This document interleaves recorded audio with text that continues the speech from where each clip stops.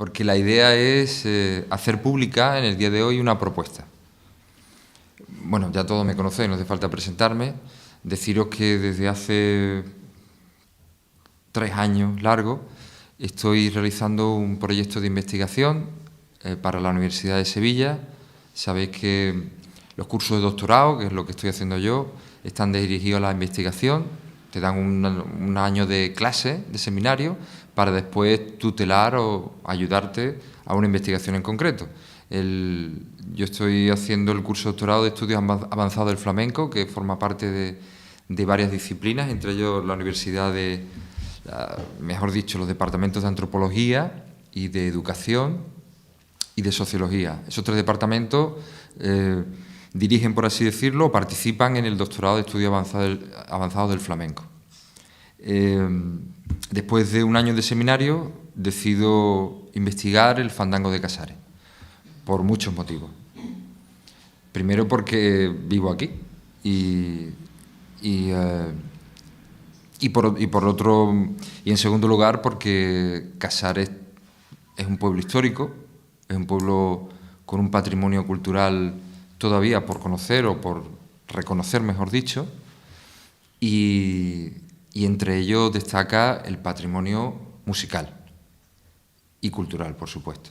Entonces, por eso decido investigar desde una perspectiva que combina la antropología con la sociología y la etnomusicología, pues las diferentes manifestaciones flamencas y preflamencas del pueblo de Casares. Me atrae el tema especialmente porque el flamenco se puede ver no solamente como una música, sino como una representación de formas de vida, de formas de relacionarse, de cultura. Estudiando el flamenco, y esa es mi intención, estudiando el fandango de Casares, lo que realmente quiero es estudiar la historia cultural, el patrimonio cultural de un pueblo con tanta historia como el de Casares. Se nos olvida muchas veces que Casares es un núcleo urbano rico en patrimonio natural y cultural. Bueno, eso quería decirlo para presentar un poco el objeto de mi tesis. La tesis la tengo que presentar a finales de 2007 y yo soy alguien que me voy mucho por las nubes, por eso creo necesario hacer cosas útiles y prácticas, cosas que sirvan. Para mí sería un fracaso que 4 años de investigación se aguardaran en un cajón. A mí me gustaría, tengo la ilusión de que mi trabajo sirva para algo. Entonces, bueno, fui tremendamente feliz cuando los primeros momentos de mi estudio pues me sirvieron para participar en la organización del homenaje que se hizo a la familia Cózar, Antonio Cózar.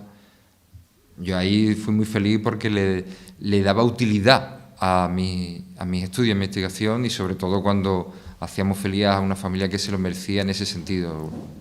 Buenos días, Juan. Buenas tardes ya, o buenas noches. Entonces, precisamente hablando de él, hablando de tu familia estábamos, de que fui muy feliz al que... Sí, hombre, Juan, ¿qué pasa? Estamos aquí. Bueno, entonces...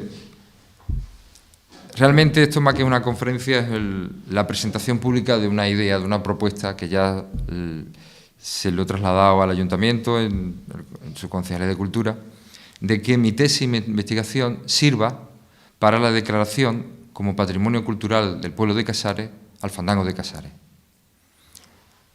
Y también para la declaración como bien de interés cultural a las grabaciones de Rosa Fina, porque están íntimamente relacionadas. Ojalá mi trabajo sirva para eso, no solamente por lo que supone la declaración y el reconocimiento de patrimonio cultural para esas 2 manifestaciones, sino sobre todo para los procesos que podría impulsar esa declaración. De todas maneras, quiero empezar ya con la exposición y sería genial que después, además tenemos aquí referentes culturales de primer orden del pueblo, vecinos y gente que ha mantenido y que mantiene y que apoya la cultura. Entonces, voy a hacer una primera exposición sobre lo que es patrimonio cultural.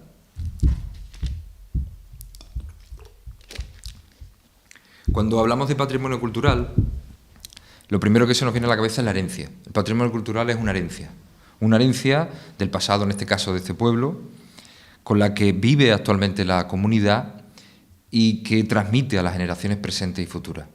Es lo que debemos hacer cuando recibimos una herencia, mantenerla, conservarla y promocionarla.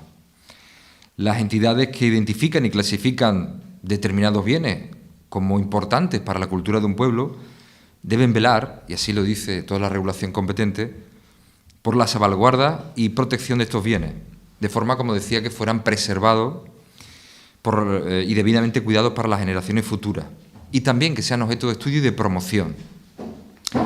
Deciros rápidamente que la Convención sobre la Protección del Patrimonio Mundial Cultural y Natural fue adoptada por la UNESCO en 1972 con el objeto de promover la identificación, protección y preservación del patrimonio cultural y natural de todo el mundo. Y como complemento de ese tratado, no hace mucho, en el 2003, se firma la Convención para la Salvaguarda del Patrimonio Cultural Inmaterial, que define como patrimonio cultural inmaterial usos, representaciones, expresiones, conocimientos, técnicas, instrumentos, objetos que sean importantes por su valor cultural y artístico para las comunidades. En las últimas décadas, todos somos conocedores de cómo esa definición de patrimonio cultural inmaterial se ha aplicado a fenómenos flamencos, por ejemplo, ¿no? La declaración en 2010 por parte de la UNESCO del flamenco como patrimonio inmaterial de la humanidad es un ejemplo de ello. O previamente la declaración por la Junta de Andalucía en 1999 de los registros sonoros de Pastora Pavón, de la Niña de los Peines, como bien de interés cultural en la categoría de patrimonio documental. Para quien no conozca muy bien la figura de Pastora, de la Niña de los Peines, estamos hablando de quizá la voz más grande del flamenco considerada por todos los expertos. Los expertos en flamenco, pues hay mucha división en muchas cosas. En pocas se ponen de acuerdo, y esta es una de las que se ponen de acuerdo. Si hubiera una voz que cuidar y que resguardarse, la voz de Pastora Pavón. Y además esta declaración se hizo a expensas de universitarios, porque las placas de pizarra originales de la Niña de los Peines estaban saliendo al extranjero y se estaba perdiendo el control y la protección de esas placas. ¿Sabéis qué país estaba comprando los originales de la Niña de los Peines? Japón. Ese fue el motivo por el que la Junta de Andalucía encarga un proyecto de investigación para que se declarara como bien de interés cultural las placas de pizarra, las grabaciones de la Niña de los Peines. Bien de interés cultural, por decirlo rápidamente, es una figura jurídica de protección del patrimonio histórico y cultural que otorga una mayor protección y tutela a los muebles e inmuebles del patrimonio histórico. La Ley del Patrimonio Histórico de Andalucía, del 91, abre una posibilidad para declarar no solamente a los muebles o inmuebles, a los monumentos como patrimonio histórico, sino también a manifestaciones culturales que puedan entrar en la categoría de actividad de interés etnológico o documento de interés etnológico. Por poneros un ejemplo, aquí en Casares tenemos prueba de ello. En Casares tenemos reconocido varios bienes de interés cultural, sobre todo en la categoría de zonas arqueológicas, monumentos, etcétera. Seguramente os viene a la cabeza la ciudad romana de Lacipo, que es bien de interés cultural, en la categoría de zona arqueológica, o el castillo de Casares, que también es bien de interés cultural. Eso fue en el 85, cuando se reconoce al castillo. En el 85 también se reconoce la Torre de la Sal como bien de interés cultural, o el conjunto histórico. Sabéis que el casco histórico de Casares es conjunto histórico, es un patrimonio cultural reconocido como conjunto histórico, fue en el 78, el más antiguo. Y tenemos en el 85 también la Sima Hedionda 4, una de las cimas de la Utrera. Son bienes de interés cultural. Es cierto que la Junta de Andalucía deja mucho que desear, y demás, aquí las concejalas saben mucho de eso, deja de mucho desear en su salvaguarda y protección de los bienes de interés cultural, pero la declaración ya es algo, es un paso. La propuesta que yo hago pública aquí es que se reconozca al fandango de Casares como bien de interés cultural en su categoría de actividad de interés etnológico. Solamente hay un fandango reconocido en Andalucía como bien de interés cultural en esta categoría, que es el fandango parao del pueblo de Alosno, en Huelva. ¿Por qué no? podemos trabajar para reconocer, para proteger el fandango de Casares, para estudiarlo, para promocionarlo, para conocerlo, no solamente como patrimonio, sino como recurso, que es lo que iré a continuación. Poner un ejemplo también de actividades de interés endológico de la provincia de Málaga que se han reconocido recientemente, muy recientemente, a partir de 2010, prácticamente se reconocen a todos los pueblos que tienen una fiesta de los verdiales. En la provincia de Málaga tenemos Almojía, Álora, Antequera, Alborge, Cártama, Casabermeja, Málaga, Colmenar. Bueno, casi todos los pueblos de la Sarquía de esa zona de la provincia de Málaga tienen reconocidas como bien de interés cultural su fiesta de verdiales. Eso no quiere decir que sean diferentes, prácticamente estamos hablando de la misma fiesta verdial, pero tienen protegida y controlada y reconocida su propia fiesta. El objetivo de esta propuesta y el objetivo del estudio que os hacía referencia antes es justificar por así decirlo, las particularidades del fandango de Casares que son merecedoras de reconocerlo como patrimonio cultural. Paso ahora rápidamente también, porque esto es una introducción teórica, a cómo o qué es lo que se pide a las manifestaciones culturales, sobre todo a las manifestaciones flamencas, para que sean reconocidas como patrimonio histórico. Cuando la política cultural, por ejemplo, de la Junta de Andalucía se acerca a un hecho flamenco, lo hace en dos vías. Primero, porque lo trata como un patrimonio cultural, es decir, busca su protección, su conservación, su estudio y su difusión como patrimonio cultural, como seña de identidad de la cultura andaluza. Estamos en la Casa de Blas Infante, que fue uno de los primeros que se acerca a estudiar las costumbres y manifestaciones culturales de Andalucía como definitoria de la identidad andaluza. Blas Infante decía que Andalucía no es un pueblo que genere fronteras ni ejércitos. Él decía que Andalucía era un pueblo que genera cultura. Y por eso tenía tanto interés en estudiar la cultura de su pueblo. De hecho, el tratado que tiene sobre flamenco Blas Infante empieza con una introducción donde recuerda las mocitas de su pueblo con los brazos levantados bailando el fandango de Casares. Es una de las vías que tiene la política cultural cuando se acerca al flamenco o a manifestaciones parecidas, como patrimonio cultural. Entonces, ¿qué tendríamos que hacer? Tendríamos que definir el contenido, en este caso del concepto fandango de Casares. Un concepto mucho más complejo y más amplio de lo que aparentemente parece. Cuando hablamos de un hecho o una manifestación flamenca, tenemos formas musicales y letras flamencas, que no olvidemos la expresión de las condiciones de vida de las comunidades que vieron nacer esas manifestaciones. Por eso digo que el flamenco no solamente es una música, sino es un reflejo de cómo se vivía, cómo se pensaba, cómo se amaba, cómo se peleaba en épocas ya pasadas, ¿no? También las prácticas y rituales del flamenco en la cultura andaluza. Es decir, cuando hablamos, por ejemplo, del fandango de Casares, ¿a qué nos referimos? ¿A la fiesta? ¿Al baile?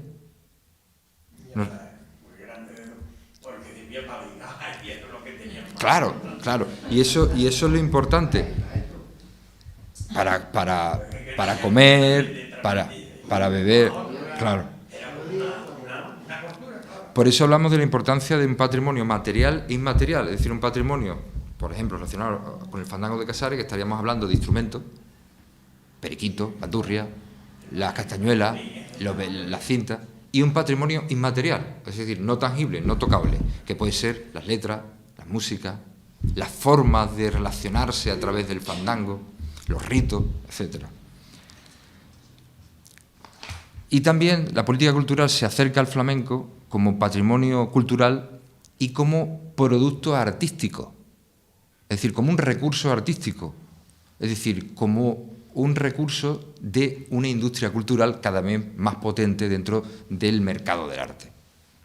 Cuando hablamos, seguramente todos hemos participado alguna vez de una exposición, de una representación de una escuela de baile municipal, que hace una gira. Es un recurso artístico, un recurso económico también. Tenemos ahí las dos vertientes con las que tenemos que jugar. Es un patrimonio cultural para conocerlo, conservarlo y difundirlo a las nuevas generaciones, y es también un recurso artístico para no explotarlo, no sería la definición de explotarlo, sino para que no se fosilice, para que no se pare, para que crezca, para que se evolucione artísticamente. Y eso hoy en día requiere de variables no artísticas, económicas, de producción. Eso está íntimamente ligado hoy en día. Para cerrar esta primera parte, la dimensión patrimonial del flamenco, o en su caso del fandango de Casares, que es la propuesta que os hago como comunidad de Casares. El patrimonio material del fandango de Casares. Tendríamos que hacer un catálogo de los recursos materiales más directamente vinculados con la ejecución del fandango, acreditando usos, funciones, contextos, lo decía antes, instrumentos musicales, guitarra, periquitos, laúd, bandurria, palillos, crótalos, instrumentos de percusión, instrumentos de cuerda, instrumentos melódicos de cuerda. También tenemos la indumentaria, zapatos, cintas, adornos. También tenemos como patrimonio material los registros sonoros y audiovisuales, grabaciones del fandango. Hay pocas, pero las hay. Eso es algo material, eso es el patrimonio material. También tenemos documentación gráfica, fotografía, hemeroteca, recortes de periódicos, carteles, folletos, cancioneros. Ese sería el patrimonio material del fandango de Casares. Y después entraríamos al patrimonio inmaterial, que como he dicho antes serían las letras, la música, el cante, el baile, el toque, las técnicas de ejecución, cómo se tocaba, cómo se cantaba. Eso es algo que no es tangible, pero forma parte del fandango de Casares. Cómo lo hacía cada uno. Las unidades expresivas que se llaman, ¿no? Es decir, los tipos de baile, de cante, de toque, las piezas singulares, las piezas que se han quedado con nombre y apellido, el toque de la casteza, el toque del no sé qué. Eso hay que ponerlo en valor. Hay que ponerlo en valor. ¿Para qué? En primer lugar, para protegerlo y para que eso pase de generación, para que no se pierda. También es patrimonio inmaterial del fandango las prácticas, los ritos. ¿Por qué se reunían los vecinos en la puerta de la casa y no en medio de la plaza? ¿Por qué se reunían en la casa? ¿Para qué se hacía? Las diferentes maneras que se utilizaba el fandango. Para comer, para ligar, para... Todas esas maneras forman parte también del patrimonio inmaterial. Como también los saberes. ¿Cómo eso se transmitía de unos a otros? ¿Cómo se transmitía ese saber? Entonces... llego así al fin de la primera parte, a la mitad de la charlilla. ¿Podemos poner en valor el fandango de Casares como patrimonio cultural, como bien de interés cultural en categoría de actividad de interés etnológico? Segunda pregunta, ¿podemos poner en valor las grabaciones del Niño de la Rosafina como patrimonio cultural de Casares, como bien de interés cultural en la categoría de patrimonio documental? Esas son las dos propuestas. Dos propuestas que aquí, representadas las concejalas, se lanzamos al ayuntamiento como primera institución del pueblo, pero que también, y no podríamos dejarla solo en esa empresa, tendría que ser compartido por la comunidad. Cuando hablo de comunidad hablo de empresas, asociaciones, vecinos particulares, porque está claro que si está vivo es porque forma parte de la comunidad. Y ya entro en la segunda parte, que ya perfilo las características del fandango de Casares que justificarían su declaración como patrimonio cultural. Lo decía el otro día en la radio, lo suyo es que aquí estuviéramos bailando y tocando y hablando. Estamos adaptándonos a este espacio, pero eso está pendiente. Y además lo debemos de hacer y sabemos y queremos hacerlo todos, ¿no? De hacer una buena presentación con material gráfico, con fotografías, con proyecciones, con baile. Eso sería lo suyo. Exactamente. Bueno, esto es una manera de ir incentivando y de ir impulsando ese tipo de medidas. Entro en el fandango de Casares, que yo cuando hablamos del fandango de Casares, si fuera provocativo, diría, ¿el fandango de Casares es de Casares? El fandango de Casares, primero para estudiarlo, hay que meterlo en la Serranía de Ronda, en la comarca natural de la Serranía de Ronda. Los rondeños sabéis, porque vosotros me parece que sois más rondeños que costasoleños, mucha gente de Ronda defiende lo que llama la comarca natural. O sea, los pueblos o los núcleos urbanos que forman parte de la cultura o de la historia de la Serranía de Ronda. No estoy diciendo nada raro si digo que el núcleo histórico de Casares forma parte de esa comarca natural de la Serranía de Ronda. El fandango de Casares es una prueba de ello.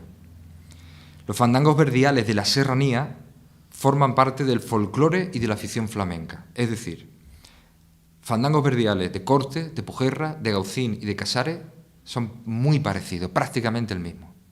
Prácticamente el mismo. Y son, esto es una palabreja, pero está bien utilizar de vez en cuando palabreja, son objetos de estudio polisémico y plurifuncional. Suena raro, pero vosotros sabéis de lo que hablo. Es decir, polisémico tiene mucho significado, baile, toque, fiesta, y plurifuncional, servía para muchas cosas, lo hemos dicho antes. ¿Cuáles son los principales significados del fandango de Casares? Primero, una fuente de identidad serrana, importantísimo esto, fuente de identidad. Hoy en día, cuando la identidad se está perdiendo, cuando Casares ya no es solo Casares porque tiene secadero, porque tiene la costa, no es algo negativo, es positivo, pero la gente de Casares comparte una historia y una cultura diferente a la gente de secadero. No es ni mejor ni peor, es diferente. Y, por supuesto, es la costa. Cuando hablamos de fuente de identidad de Casares, la encontramos, por ejemplo, en el fandango de Casares. El fandango de Casares es propio del núcleo urbano, del casco histórico de Casares. La fiesta del fandango es una manifestación sociocultural, social y cultural y artística arraigada en los vecinos de las zonas rurales. Porque el fandango de Casares tiene su papá que empezaba en los cortijos, como los verdiales.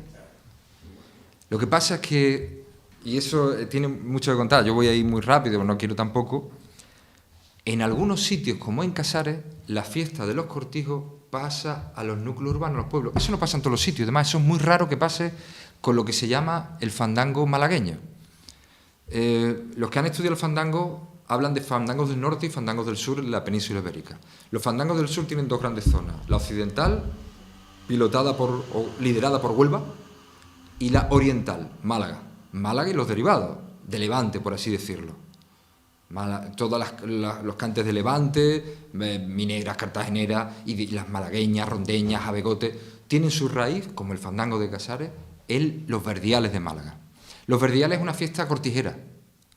Normalmente los fandangos malagueños se quedan en las zonas rurales, no pasan a los pueblos, como sí ocurre en los fandangos de Huelva. Los fandangos de Huelva pasan de las zonas rurales al pueblo.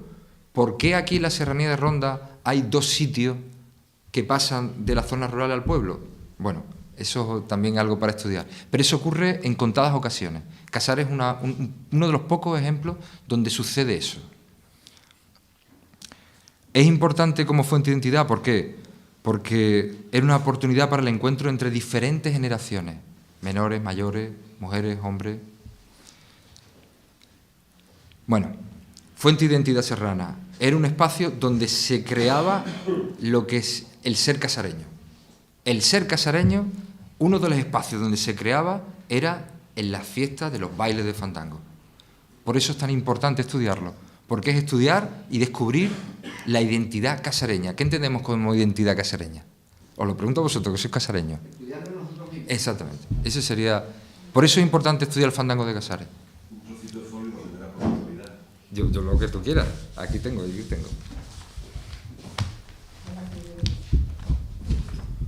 Este mismo, que ya lo he utilizado. Utilízalo. Es copia, ya lo tengo.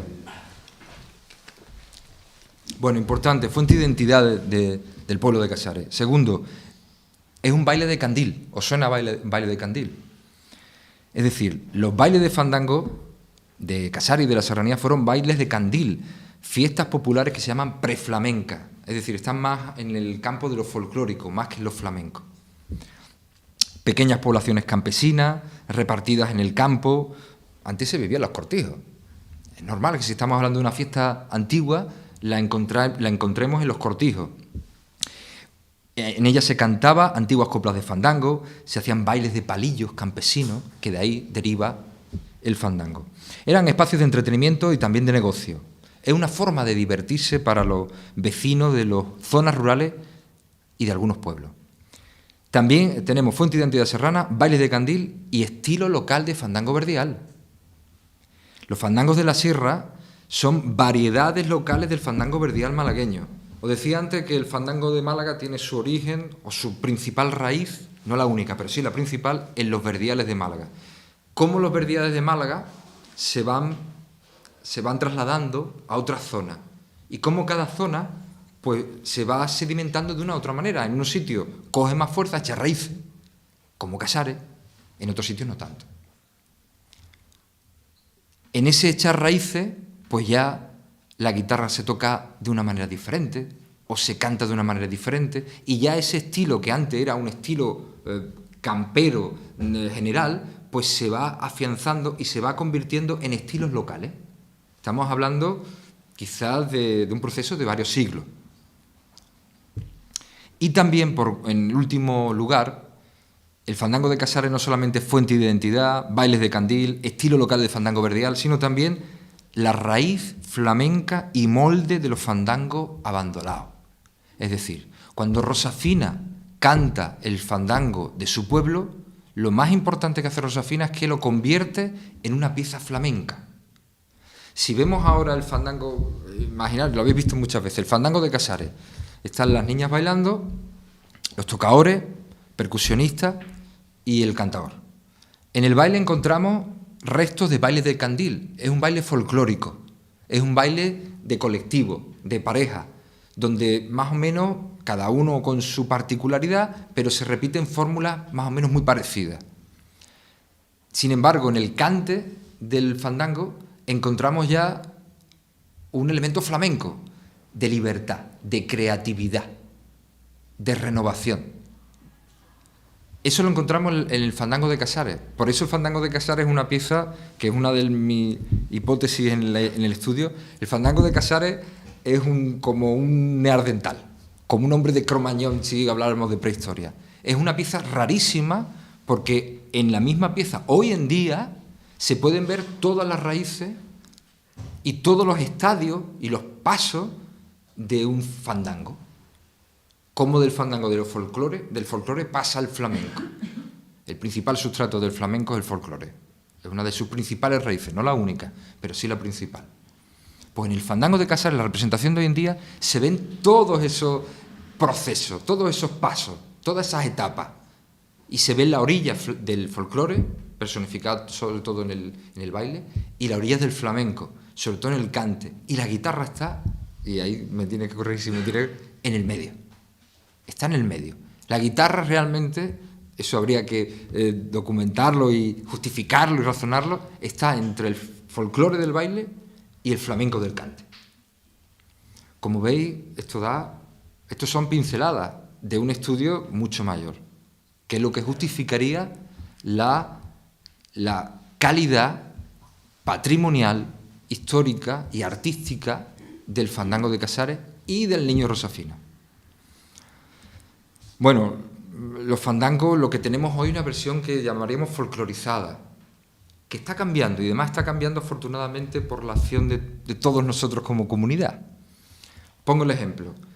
¿Cuál es el fandango de Casares que se enseña en la escuela de baile? El fandango de la Castilla. Claro, antes bailaba todo el mundo como podía o como quería. Y quizá esa era una de sus mayores riquezas. ¿Cuál es el que se enseña? Porque no se puede enseñar todo, o sí, pero ahora mismo solamente se estaba enseñando un fandango, una manera de bailar. Insisto, no quiero entrar si es la mejor o la peor, pero era una manera de bailar. Afortunadamente estaba esta mujer, esta señora, que enseñó, pero había otras maneras de bailar, los mayores lo recordáis, las diferentes maneras de bailar que tenía cada uno. Bailar, lo que yo me recuerdo, bailaban todas muy bien. Pero la que más fácil, la más diversa en cambio en su vida, es la Castilla. Bueno, pero lo que veáis... Sí, pero estamos hablando de mujeres, no del baile del hombre. Bueno, fíjate. Pero ahí ya estáis hablando de cante del hombre, cante de la mujer, el baile del hombre, el baile de la mujer. Claro, ¿por qué hemos llegado a esta situación? ¿Por qué hemos llegado a esta folclorización, a esta como una fotografía fija que se está repitiendo? ¿Por qué? Porque ya los fandangos no se hacen. Las bailes de fandango no se hacen. ¿Por qué? Porque han cambiado los tiempos y han pasado de moda. Gramófono, transistores, orquesta. ¿Quién se carga los bailes de fandango aquí? Las orquestas. El baile de fandango es una manera de ligar, de relacionarse. Cuando ya la manera de ligar era la orquesta, ya se viene para atrás. Ya se viene para atrás. Y no te digo después los guateques, después la música ligera, el tocadiscos, la discoteca, el botellón. Son los tiempos, van cambiando. Y eso hace que, en este caso, los bailes de fandango, pues se vayan desapareciendo, porque ya no sirven para la comunidad. Sin embargo, hay algo que queda, y es lo que tenemos que utilizar para conservarlo, y ¿por qué no?, para impulsarlo. Os pongo un ejemplo. Después de las últimas contactos que hemos tenido, Javier, bueno, yo tengo que agradecer mucho a todos los vecinos que me están ayudando. Yo no estoy haciendo esto solo. Vecinos como Juan, como Javier, me están ayudando. Benito también, por supuesto. Ya me está haciendo también algunos apuntes. Me están ayudando a hacer esto. A lo que iba. Bueno, pues este movimiento ha hecho que Juana Mari empiece a... Es una pena que no esté aquí, no ha podido estar aquí. Enseñe el fandango de Casares ya no milimetrado.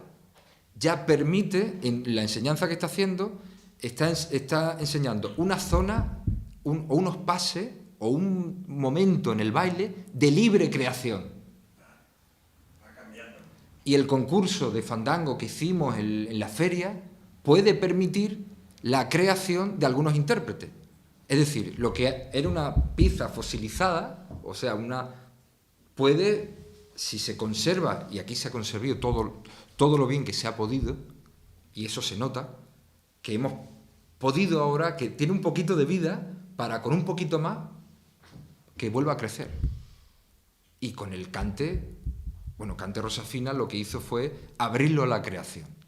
Y ahora tenemos varios cantadores, semiprofesionales, aficionados, profesionales algunos.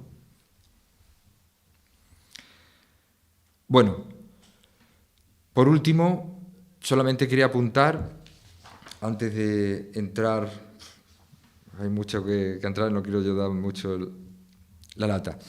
El fandango que crea o que recrea Rosafina se puede entender como fandango abandolado. Los flamencos hablan de cuando las pandas de verdiales se convierten en cantao y guitarra, se aflamenca. Cuando un canto y una guitarra hace el fandango, que por ejemplo hacía la gente del pueblo de Rosafina, vuestro pueblo, hacía el fandango con varios instrumentos, con varios cantes. Cuando Rosafina interpreta el fandango de su pueblo con una guitarra y una voz, lo convierte en un fandango abandolado. Fandango abandolado es un fandango verdial aflamencado, y lo abre a la libertad creativa. Ya no estamos hablando de una pieza de folclore que más o menos se acabará en el tiempo, sino ya estamos hablando de una pieza artística que está recogida como pieza artística y que puede ser la inspiración de otros cantores flamencos. Una de mis grandes satisfacciones estudiando y buscando pruebas documentales es que me he encontrado con fandango al estilo Rosafina de Casares. O sea, con gente que hace un fandango recreándose en el fandango de Casares. Porque cuando Rosafina, y es la importancia que tiene Rosafina, no solamente la importancia artística, cuando Rosafina es presentado en 1932 en Madrid como el coloso del cante junto a Sabica, que es decir, como Paco de Lucía en esa época era Sabica, era Rosafina de Casares y llevaba a gala, como dice el fandango de su pueblo. Estamos hablando que entre el año 30 y 34, Rosafina promociona, por así decirlo, el fandango de su pueblo y el nombre de su pueblo en las turnés más importantes del flamenco de la época. Estamos hablando de turnés con la Niña de los Peines, que hemos hecho referencia antes. La Niña de los Peines contrata a Rosafina para estar pues, con los más grandes de la época, Pepe Pinto, Niño Ricardo, para ir con las turnés. También está con Angelillo, Chavica, lo hemos dicho. Encuentro, que lo vamos a dejar para esa presentación, notas de prensa de placas de Rosafina anunciadas a nivel nacional en grandes diarios como el ABC, de tirada nacional, pues encontrando en el mismo anuncio al niño Rosafina pues con Pepe Marchena, por ejemplo, que en su época pues era, pues yo qué sé, como Michael Jackson, ¿no? Por así decirlo. Era alguien que... Esa importancia de Rosafina no está reconocida, como tampoco está reconocido el fandango. Por eso la propuesta de poner en valor eso, de reconocerlo, de protegerlo, de conservarlo. Rosafina no está reconocido. Y eso que los grandes flamencos lo conocen. Trajimos aquí a Fosforito, amigo personal y compañero de faena de Rosafina, que hacía referencia a Rosafina como un creador, no como un fandanguero, como un creador. Juanito Valderrama, en su memoria, también hace referencia a Rosafina como un creador y lo pone como ejemplo de una generación de cantaores que tuvieron la mala fortuna de vivir una época de las más duras que vivió España en los últimos siglos, como fue la guerra, la preguerra, la posguerra. Rosafina, aparte de su fragilidad, su personalidad frágil, pues bueno, fue también representante de una generación de casareños que se vieron obligados al exilio. Rosafina, os cuento una anécdota rápida. Rosafina graba 13 placas de pizarra en Barcelona entre los años 31 y 34, con grandes guitarristas.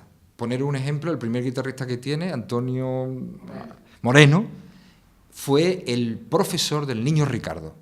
Niño Ricardo, bueno, las influencias de Paco de Lucía son Niño Ricardo y Sabica, como los dos grandes guitarras, ¿no? Pues estamos hablando de Rosafina, participa con las primeras figuras de su época, de igual a igual. Hay una foto increíble en un periódico donde sale el promotor de una tournée, está de pie y está así. Y en una mano tiene a Rosafina y en otra a Sabica. Y después están aquí más cantadores, el Niño de la Huerta, gente también potente. Pero está así, asentado sobre sus dos principales valores, en ese caso en el 32 creo, Niño de Sabica y Rosafina. O sea, estamos hablando de alguien que conoció las mieles del éxito y del reconocimiento artístico en esos primeros años de la década de los 30. Bueno, pues una de esas 13 placas, y además una inédita, que la tenemos ya localizada, está en Gaucín, que es una placa que no está digitalizada. Bueno, la discografía de Rosafina no está digitalizada. Cuando hablo de digitalizada es que son placas de pizarra que hay que pasarlo a vinilo o a cassette. No todas están digitalizadas. Hemos encontrado algunas en Granada, en Madrid y otras en Jerez. Y hemos hecho una antología de todos los cantes de Rosafina, que no solamente hay fandango, hay soleares. Y hay una pieza que también está para comentar. Bueno, pues una de las placas del 33 es un fandango político, un fandango republicano. Esa está localizada en Gaucín, la tiene una aficionada de Gaucín. No la he encontrado en ningún sitio más. ¿Por qué no la he encontrado? Porque se rompieron todas. Fue una de las razones por la que cuando se ve venir la guerra civil, la mujer de Rosafina rompe todas las placas de ese fandango y se va con toda la familia a hacer la huida.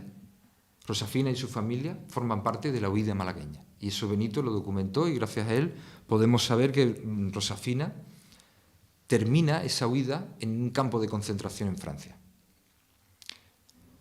O sea, imaginaros lo que supone para una persona una experiencia tan dolorosa y tan fuerte como fue ese capítulo tan duro de la historia malagueña, y después su padre lo reclama, como no tenía delitos de sangre, lo reclama, y por esa carta consigue Rosafina volver a Casares. Claro, su casa ya estaba totalmente, había sido desvalijada, y nos contaba el hijo de Rosafina cómo esas primeras noches fueron brutales para la familia, teniendo que dormir en el suelo en su casa totalmente desvalijada después de la huida y después de toda la guerra.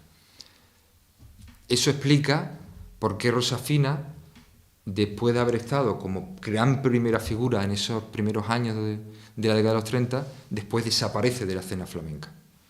También eso le afecta mucho. También después de la guerra matan a su hermano, que era militante de la CNT, también cantaor, aficionado, Y bueno, es un golpe del cual no parece que no se... Diego. También Rosafina es un hombre muy práctico y cantando en la línea que dónde estaba el dinero por el contrabando de Gibraltar y con 4 fiestas de aquí, pues tenía suficiente para tirar para adelante. Y con algunos negocios que tenía por aquí, vosotros conocéis la historia mucho mejor que yo, pues ya pues no participa en algunas turneas con Fosforito por la Serranía de Ronda. Fosforito habla cosas maravillas de aventuras vividas los dos, y que fue un maestro, fue un artista y un maestro de la época. Lo que pasa es que por la mala fortuna que tuvo, por la época que vivió y por la fragilidad, por una persona muy frágil, el hijo decía de él que no se daba ballet. Vosotros sabéis mejor a qué se refería. Bueno, pues hay que... Por eso es importante la propuesta de declarar sus placas. Por cierto, lo último, otro dato más que refuerza la idea, la convicción, la seguridad de que estamos ante una figura importante en el flamenco y en la historia casareña. Entre todos los palos que grabó Rosafina, hay uno muy raro, muy raro. Es la praviana. La praviana tiene una historia, por lo que ya me habéis comentado algunos vecinos como vosotros, es una historia formidable, que nace de la amistad y del encuentro de 2 tradiciones musicales, la andaluza y la asturiana.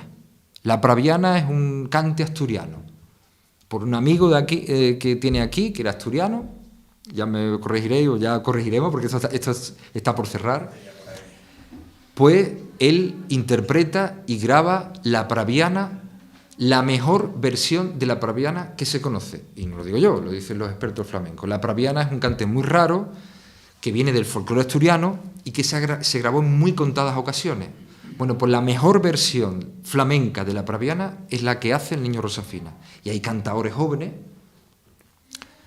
no recuerdo ahora el cual, pero estamos hablando de gente de Almería, bueno, de Granada, que hacen la praviana a estilo Rosafina. Y estamos hablando de grabaciones contemporáneas, de hace quizás 10 años no más. Y es conocida esta cantadora malagueña de nariz aquileña que le gusta mucho la saeta. ¿Cómo se llama? La malagueña esta que tiene éxito con Sola y esa, ¿cómo es? Bueno, pues esa mujer, si os acordáis del nombre del vecino, tengo mala memoria, pues esa mujer tenía proyectada grabar la praviana. Sí, claro, una mujer que nace del flamenco en Málaga. Pues esa mujer tenía proyectada grabar la praviana de Rosafina, como un cante, además un cante muy bonito, muy bello, porque la praviana es un cante muy tosco asturiano. Diana Navarro. Lo tenía proyectado, hizo un disco de flamenco y entre ellos, al final no sé por qué no entró, pero tenía proyectado grabar la praviana de Rosafina. Bueno, yo creo que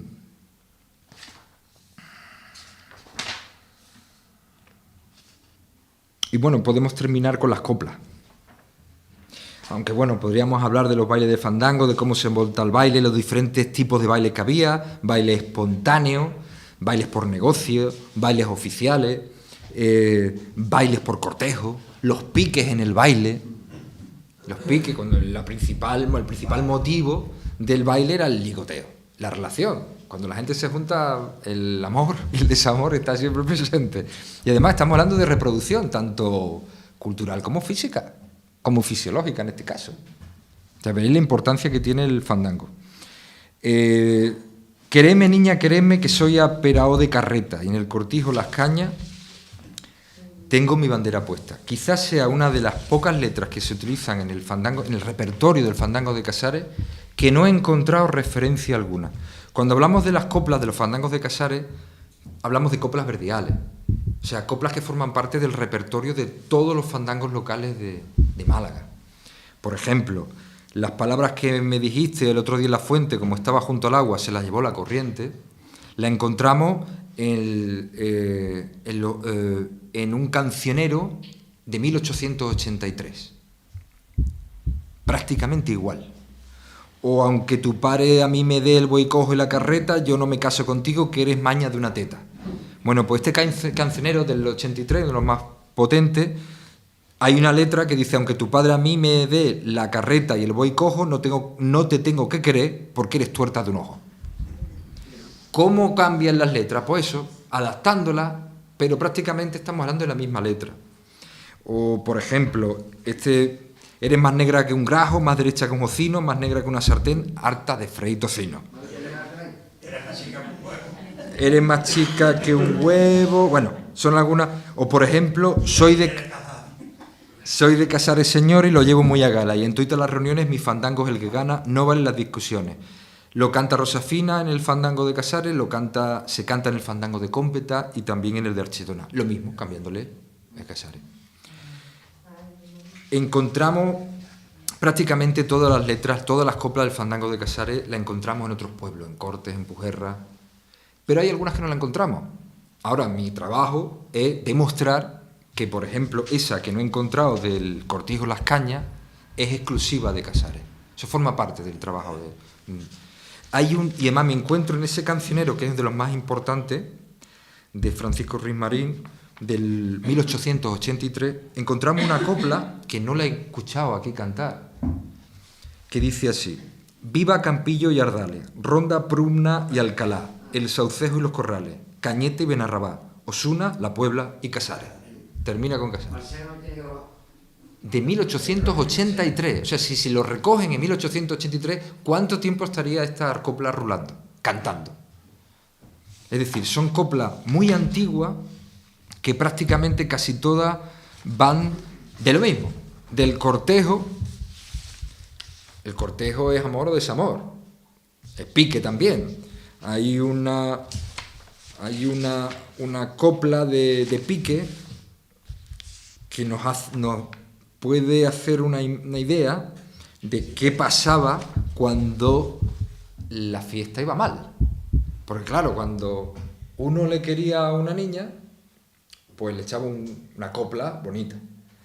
Pero cuando la niña pasaba de él, o miraba para otro lado, que tiene su rito, que yo no quiero entrar, pero eso tiene su rito, la manera en que uno le cantaba, le pedía el baile, eso está ritualizado, eso tiene su rito y tiene su porqué. Bueno, pues cuando la niña miraba para otro lado y no lo quería, el otro le echaba una copla como la de harta de tres freír torcino, ¿no? Y cuando el otro competidor en el cortejo se veía en la contienda, pues había momentos en que se le pegaba la patada a la torcida. ¿Qué es la torcida? El candil. El candil. ¿Qué pasaba cuando se le pegaba la patada a la torcida? Pues que normalmente donde se hacía el baile, con poca luz, si le quita la luz, pues ya se montaba la marimorena. A uno cogían puertas, a otros cogían puñales, los piques. Eso era propio de los bailes de candil y como aquí, como en todos los sitios, pues aquí también. Voy a ver si encuentro eso. O en Casares no hay vergüenza, Manilva se ha perdido, en Estepona no se encuentra, ¿dónde leche la han metido? Eso me lo pasa Potaje.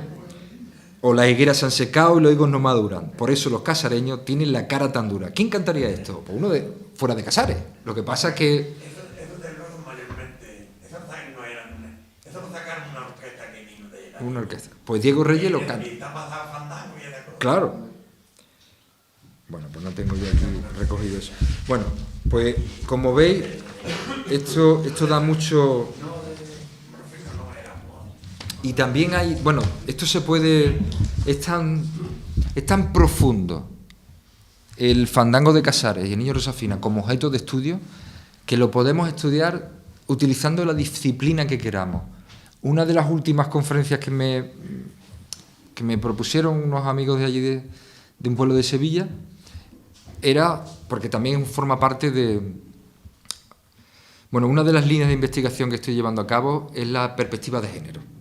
Es decir, el papel de la mujer, no solo el papel de la mujer, sino estudiar el fandango de Casares desde la perspectiva de género. Es increíble lo que se encuentra de ahí. La mujer en el fandango de Casares tiene un papel muy especial, porque era la que mandaba, por así decirlo, en el toque, en el baile, en la organización de los bailes, Pero eso quiere decir que la mujer de Casares tuviera, por así decirlo, una consideración especial. Por ejemplo, nos encontramos que la mayoría de las letras de fandango de Casares son ofensivas contra la mujer. Es decir, hay unas estudiosas que estudian la música desde la perspectiva de género y dicen: la música folclórica es la música doméstica. ¿Dónde tiene la mujer espacio de libertad? En la casa, en lo doméstico. Y ahí se encuadra el fandango de Casares, una fiesta doméstica. Ahora, después nos íbamos al bar y entramos en el espacio público, flamenco, de los hombres. Ahí no entraba la mujer. Entonces, bueno, eso por poner un ejemplo de todo lo que se puede sacar y de todo lo que hay que estudiar de algo tan rico cultural y artísticamente como es el fandango de Casares y el Niño Rosafina, ¿no?